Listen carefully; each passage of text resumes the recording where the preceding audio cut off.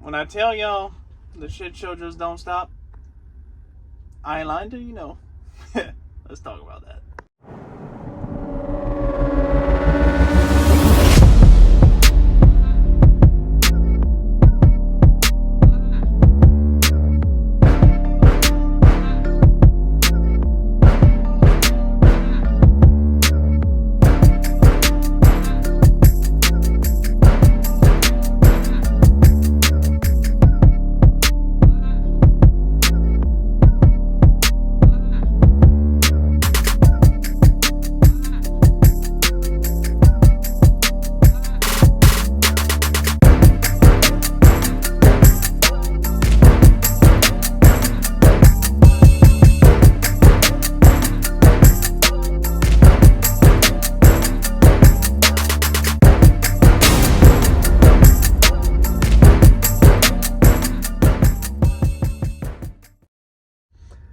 So, I know it's been a minute since I made a video,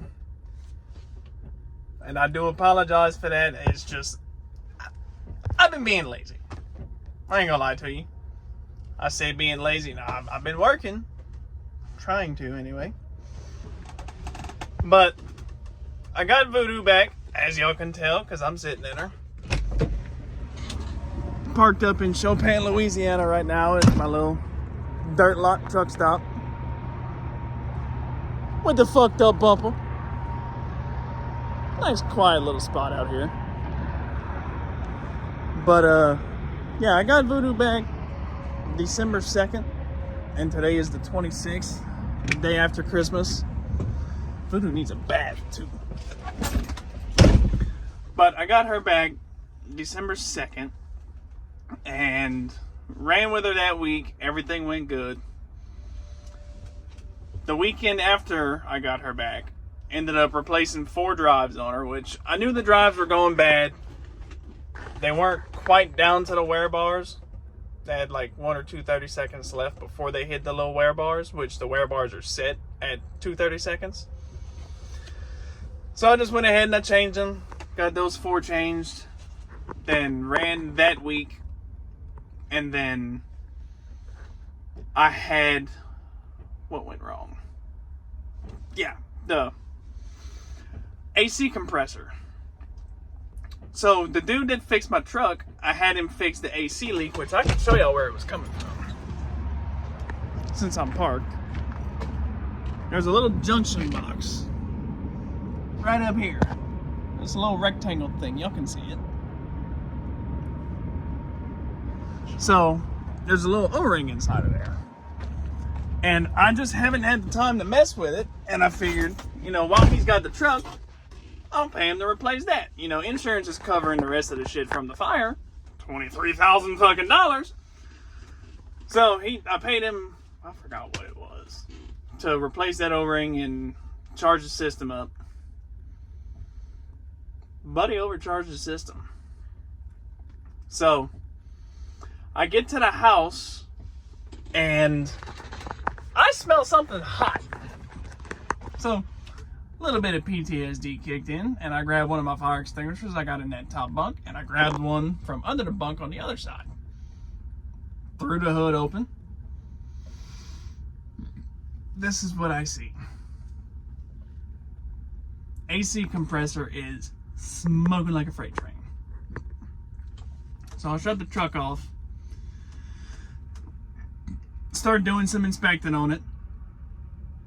Dude overcharged the system, and the compressor blew that front seal out and locked it up. Because I had the AC going, because it was a little warm outside. I want it to be comfortable. I like it cold. So it locked up, and it just smoked the clutches. So went to bed, woke up the next morning. Thank God I was at the house whenever I saw this, because had I been on the road where I am now, 2 hours away from the house, that'd have been interesting. Trying to chase parts of the truck that I can't drive or don't feel comfortable driving. So we got a new AC compressor, a new dryer, and some cans of Freon. Did all that, and my dad was helping me charge the system up. got the system charged. You know, after we pulled the compressor off, pulled the dryer, replaced that, pulled the vacuum on it, and started throwing Freon at it. Once we put the 5 point whatever pounds that this truck calls for, we still had the gauges on it as the AC was running. The low side is pulling down into a vacuum, which is not supposed to happen. So, my dad knows a lot more about that than I do, so he said, you got a bad orifice tube. It's clogged up, it's probably got some trash in it. Just don't run your AC. Not a problem anymore because it's getting cold. So, I just need to go get a new orifice tube and probably condensers and shit like that. Replace all that. And my AC will be good for the summertime. The next week, yeah, because that AC leak happened the week after the tires. The tires happened the same week I got the truck back. So the next week, I go get my 60-day at the yard and then notice a fuel leak starting to develop. Just a very little minor drip. Okay, so we're going to replace that. $1,000 later, between that and an oil change, $1,089 and some change. So, fuel leak wasn't nothing serious. It's the two transfer lines going into a T-junction. So, like the part that's facing, I'm putting pictures up as I go through all this, but the line that's facing the camera in this picture is the line that goes to the fuel filters. The two lines coming off either side of it, and this is the thing on the bottom I'm talking about. But the two lines coming off of each one is the top feeds, you know, the return lines. So where the leak was starting at was the line that goes to the fuel filters. And I had just replaced that line too, but it's the junction box that was going bad. Or splitter, whatever the fuck it's called, splitter. So I ended up replacing the two lines on the passenger tank, the top return line and the bottom feed lines. I ended up replacing both of those. Got that all fixed. The next day, I go start the truck up. I'm getting ready to leave. I'm on our road, about to turn onto the highway. The truck dies. Like, all the lights and stuff are still working. The hazards are still working. My running lights are on. The headlights are on. No ignition power. Okay. So I started piddling with the fuse box and I heard it ding, ding, ding, which is... I heard that. So I said, okay.